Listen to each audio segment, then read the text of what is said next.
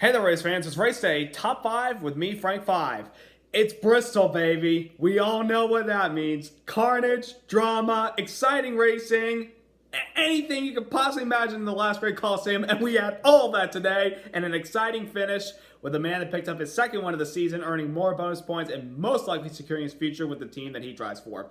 Number 1, Brad Keselowski steals one late on the last 5 laps of what was an exciting race at Bristol. Just pulled off an incredible move by taking the lead with about 2 laps to go to win the Food City Presents the Supermarket Heroes 500 at Bristol Motor Speedway. It was just incredible performance by Brad Keselowski. Had a really fast race car. Was given the pole by random draw based on the format that NASCAR set forward for this race, the next couple races, based on of where you are as far as the owner's points, especially if you're a chartered team. They randomly picked Brad Keselowski at number 1. They did it when they came back from racing for the Darlington race on Sunday the 17th. And Brad Keselowski had the pole today, led a lot of laps, had a fast car, dropped back a couple times, had a speeding penalty, but was able to quickly move his way back to the front, pitted with about 35 laps to go, I think, and took 2 tires. And I think, well, that move's probably going to get him up to the top 10. Well, he passed guys like crazy, and we had caution after caution after caution, and he was there at the right place at the right time, especially with the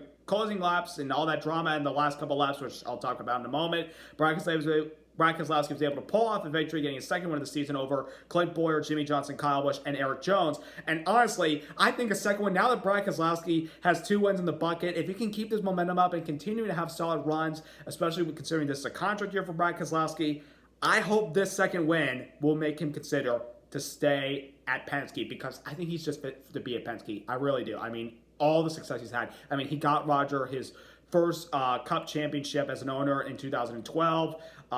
So why depart a guy why leave the team that you helped give their first championship in 2012? So it was just a big win for Keselowski. Another big win. He won the 600 last week, and he won again in Bristol today. He's just he's having a really solid start to the season. He's had fast cars everywhere we've gone.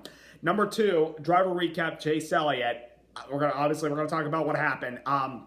First of all, very fast car today. Absolutely, strong from the get-go. Started 6th, led a lot of laps. We led 88 laps today. We won both stages 1 and 2. And it looks like we're going to do, hopefully, something that we should have done at Las Vegas this year, which is sweep all the stages and win the race.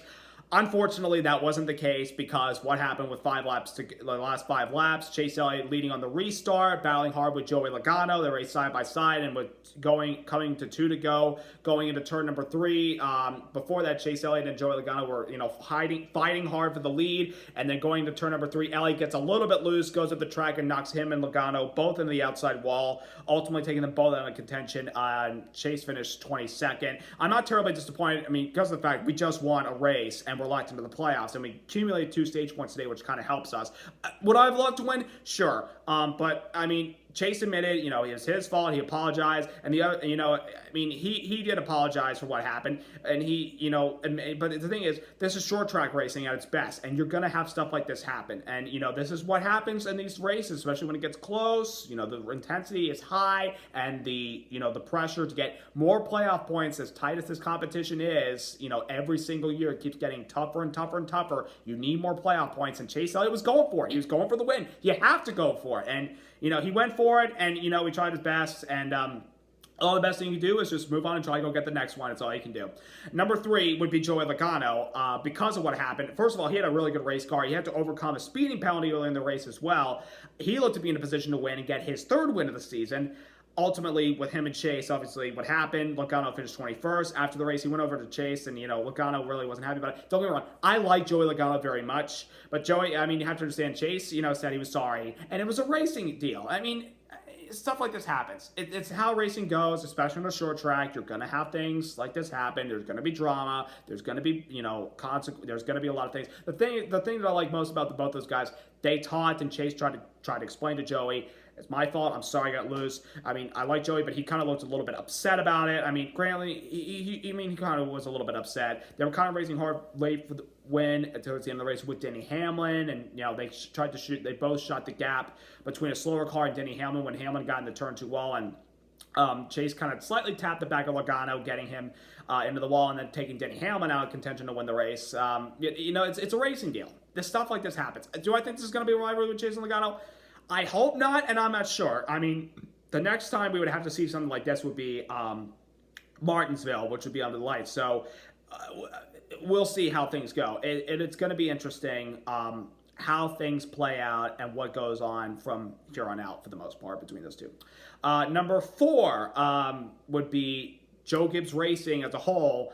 They were pretty good for the most part. They had a couple of good runs. I mean, obviously Kyle Busch, he had to overcome a speeding penalty earlier. A lot of guys had speeding penalties today, believe it or not. Kyle Busch had to overcome that. He got up there. He led more laps today than he has all season. Before this race, ladies and gentlemen, our defending Cup champion, Kyle Busch, had only like 14 laps. I still can't believe that. I mean, he did lead a lot more today than he has all season long. He led about like 50-plus laps, finished 4th. But I don't know what's wrong with Kyle Busch. I mean, he's got, good race cars, but they're not race-winning cars so far. It's really weird for a defending champion. Truex was up there, at times he looked good, but then he got wrecked late in the race, and that's settled for like a top 20 finish. Obviously, what happened with Denny.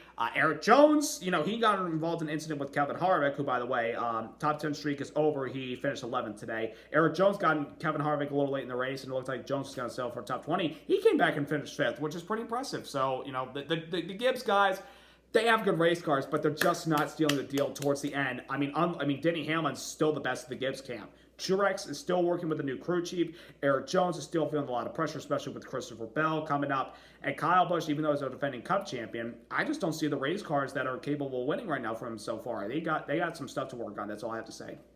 And number 5, despite no fans today, the action in Bristol was amazing. It was incredible. I mean, 17 cautions. That's what short track racing's all about. Crashing and beating and banging. That's what this stuff's all about. There's a lot of it. There's a lot of cars tore up. Early in the race, Ryan Blaney, who was one of the fastest cars, got loose off of turn 2, and it looked like at the moment he wasn't going to get hit, and it looked like he could continue on until Ty Dillon, didn't slow up enough and clip Blaney and destroy his front nose, and ultimately regulated Blaney to a 40th place finish, which sucks. I mean, if you remember 2 years ago, he had the best car in the spring, and he was on cruise control to win the thing until there was a wreck in front of him, and he had nothing to do with it, and he accidentally got caught up in it.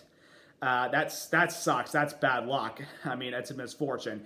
And there was another wreck. Ricky Stenhouse Jr. got involved in an accordion effect, got tapped from behind by Jimmy Johnson. Stenhouse went to the inside wall and collected people like Tyler Reddick, Cole Custer, Alex Bowman, and also collected Kurt Busch. But with all that damage, Kurt Busch came back to finish 7th. And there was a lot more carnage. There was the Kevin Harvick, Eric Jones crash.